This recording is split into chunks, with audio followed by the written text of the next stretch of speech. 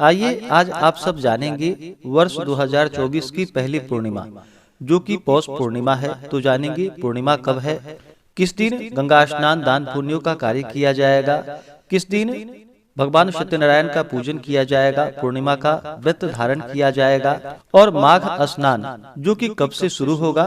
तो जानेंगे आप इन सबों के बारे में। इसी प्रकार से ज्ञानवर्धक जानकारियां प्राप्ति के लिए, व्रत पूजा के बारे में जानने के लिए, कथा को सुनने के लिए चैनल पे अगर आप पहली बार आए हैं तो चैनल को लाल बटन दबा करके सब्सक्राइब करें, साथ में बेल आइकन घंटी को दबाएं ताकि वीडियो का नोटिफिकेशन आपको समय से मिलता रहे।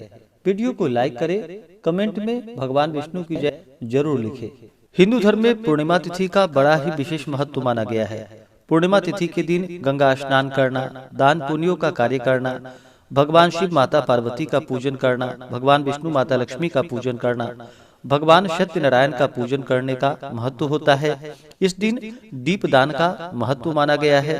पौष पूर्णिमा के दिन जो भी भक्त सच्ची श्रद्धा के साथ गंगा नदी में तीर्थों आदि जगहों पर स्नान करते हैं वे देव विमानों पर बैठकर स्वर्गलोक को जाते हैं।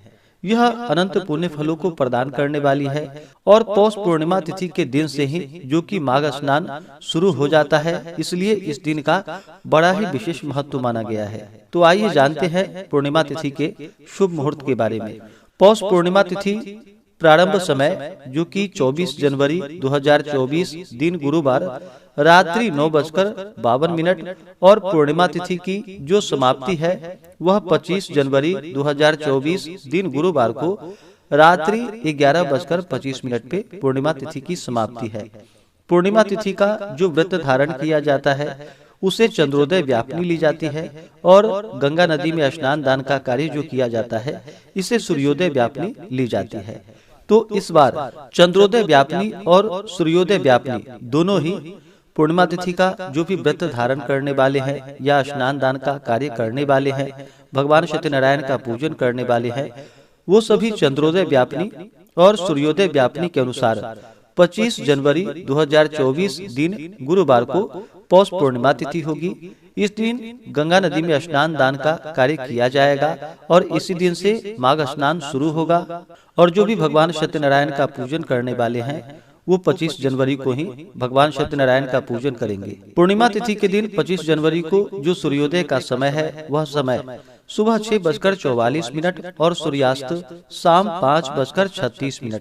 चंद्रोदय का समय जो कि शाम 5:14 है और चंद्रास्त सुबह 6:33 है।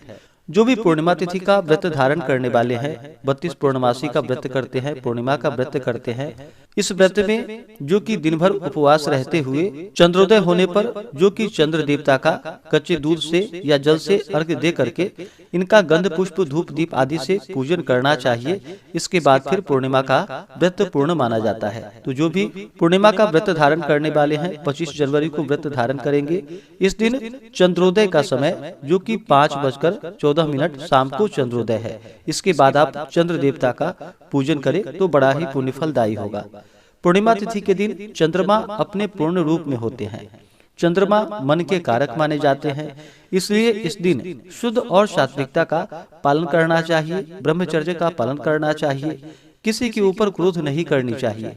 इस दिन गंगा नदी में तीर्थों आदि जगहों पर स्नान करना चाहिए, अपने इष्ट देवता का कुल देवता का पूजन करना चाहिए, भगवान शिव के मंदिरों में जाकर के भगवान शिव जी का पूजन करना चाहिए, भगवान विष्णु माता लक्ष्मी का पूजन करना चाहिए। इस दिन माता लक्ष्मी की कृपा प्राप्ति के लिए विशेष प्रकार से माता लक्ष्मी को जो कि खीर का भोग लगाना चाहिए।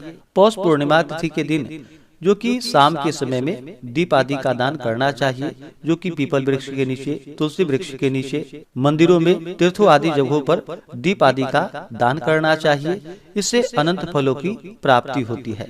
25 जनवरी को जो राहु काल का समय होगा वह समय दोपहर 1:31 से दोपहर 2:54 तक होगा। राहु काल समय के दौरान कोई भी शुभ कार्य या नया कार्य नहीं करना चाहिए, यह लाभप्रद नहीं होता है, इस बात का ध्यान रखें। ब्रह्म मुहूर्त का जो समय होगा 25 जनवरी को वह समय सुबह 5:26 से सुबह 6:20 तक होगा। योग जो कि विष्कुंभ योग सुबह 7:32 तक, उसके बाद प्रीति योग इस दिन गुरु पुष्य योग और अमृत सिद्धि योग भी बन रहा है 25 जनवरी को, जो कि सुबह 8:16 से अगले दिन सुबह 7:12 तक होगा। उसके बाद फिर सर्वार सिद्धि योग भी बन रहा है, जो कि संपूर्ण दिन तक होगा।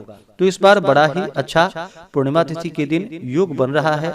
इस समय में गंगा स्नान करना, दान पुण्यों के कार्य करने से कई गुना पुण्य फलों की प्राप्ति होती है। नक्षत्र जो कि पुनर्वसु नक्षत्र होगा सुबह 8:16 तक। उसके बाद पुष्य नक्षत्र। पूर्णिमा तिथि के दिन चाहिए कि इस दिन सुबह ही स्नान करना चाहिए गंगा नदी में। गंगा नदी में अगर स्नान नहीं कर पाते हैं तो घर के नहाने के पानी में ही थोड़ा सा गंगा जल मिला करके स्नान करना चाहिए। शुद्ध वस्त्र धारण करना चाहिए और भगवान सूर्य देव को अर्घ्य प्रदान करना चाहिए। पौष का महीना भगवान सूर्य देव का महीना माना जाता है। पौष के महीने में भगवान सूर्य देव के पूजन करने का, भगवान को अर्घ्य प्रदान करने का विशेष महत्व माना गया है। तो भगवान सूर्य देव को सबसे पहले अर्घ्य प्रदान करें और जो भी व्रत को धारण करने वाले हैं उन्हें व्रत का संकल्प लेना चाहिए। इस दिन अपने इष्ट देवता का, कुल देवता का पूजन करें। भगवान शिव जी का पूजन करें, भगवान विष्णु, माता लक्ष्मी का पूजन करें। जो भी भगवान सत्यनारायण का व्रत रखते हैं, भगवान का पूजन करते हैं, तो सत्यनारायण भगवान का पूजन जो कि विशेष प्रकार से शाम के समय में पूजन करना बड़ा ही पुण्यफलदायी माना गया है। शाम के समय में दीप आदि का दान करें और जो भी व्रत को धारण करने वाले हैं पूर्णिमा का, उन्हें चंद्र देवता को अर्घ्य अवश्य ही प्रदान करनी चाहिए।